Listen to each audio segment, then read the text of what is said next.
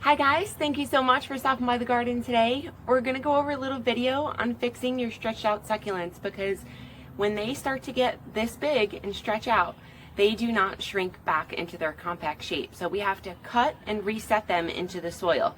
Now we're going to pluck some leaves off of the middle here, cut this top rosette off and reset that top in some soil, and then let this bottom piece continue to grow out babies. Now we have some babies starting to grow on the bottom of the container right in there, as you can see, and this is a perfect time to go cut these and reset them into the soil. So we're just going to go over a little video today on fixing your stretched out succulents. Let's go dig right in. These are the succulents over on the side of my lanai. They're growing on the eastern and southern side. Let's go pick out some succulents that need fixing.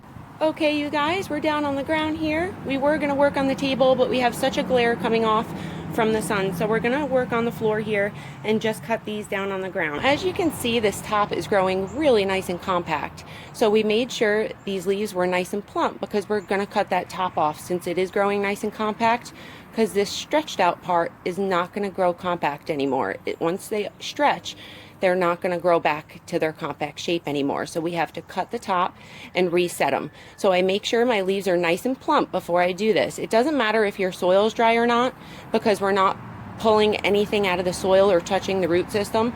So as long as these leaves are nice and plump, and it's been a few days after you watered, you make sure it has nice water storage in there, we can start. Now I like to leave a few bottom leaves on my succulents because it really encourages these little babies to push out a lot faster for you. I already have a couple little babies growing down on the bottom of this one and that one, not the opalina yet. She's not pushing babies out yet. So what I like to do is just go all the way up and pluck these middle leaves. So we're just going to pluck these middle leaves all the way up to kind of the point we're going to cut. We're going to take all these leaves off. So we're just going to go ahead, take a few more, and then we're going to cut this top rosette. Now you can see where it's starting to turn up top, and you want to definitely leave a little bit of stem on the bottom, because what's going to happen is the bottom of the stem, when it callouses and hardens up, scabs over, it's going to start shrinking a little bit. So we're just going to go ahead and cut about here. We're going to put this down. We're going to hold the top so we don't ruin it, and we're just going to snip that off. We're going to cut kind of on an angle. You can see it's a little bit of an angle, but not too much, because I feel like it sticks in the soil a little bit better. You can see we have a nice little angle on it, and as this guy is sitting on the pot, it will start to straighten out, which is why we had to get it off of there. It was getting so top heavy because this top is so clumpy that it was starting to bend. So as it sits in the soil, it's going to straighten out. Now I usually plant these directly into completely dry succulent soil right away, because if not, if you leave this on the counter just sitting there like that, what's going to happen is this stem will eventually deform in the next few days. That usually happens to me. Like, these will deform sitting on the counter for the couple of days after I cut them. So I like to plant them directly in dry soil. Let's go get a container and show you how we do that. We got these little guys, which that's probably going to be pretty good. I don't want to go with anything too small like this one, because it's just going to grow out of it pretty quickly. You can see that head's really big on there. So we're going to use this guy, which is a pretty good height for that stem. And you can even pluck more leaves off if you want. I just don't like getting too close to that middle rosette, because I've had too many problems in the past where I plucked too many leaves off and left too little of a stem, and this whole succulent cutting died on me. Which is why you want to make sure these leaves are nice and plump. You want to make sure you water your succulent nice and good before you go ahead and cut them. This way their leaves are nice and plump and they have enough water storage within this succulent to survive those next few weeks without roots. Now a succulent, it all depends on what type of succulent it is. with how long it will take to root. Sometimes it takes a week, sometimes it takes 2 weeks. By giving your succulent a little tug when it's in the soil, just a tiny little tug gently, you can feel when it's rooted.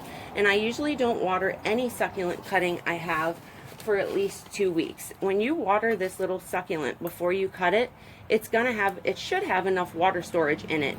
If you water that soil all the way through and it's watered correctly and it's a nice, healthy, established succulent, then it should have enough water storage within that soil, within that succulent, to survive those couple of weeks without water. Now you can see we're a little wompy with that stem, and that's why I wanted to cut it, because you can see it's starting to curve and they get really deformed and then they won't root. I have problems with them rooting if they turn too much. So we're going to leave him kind of turned out in the pot. I don't want to touch these leaves too much because this is a powdery coating succulent, which that powdery coating is kind of like a sunscreen for them. It just means that they can tolerate quite a bit of sun when they have that coating. It's kind of to protect them. It's like sunscreen, wearing sunscreen for us.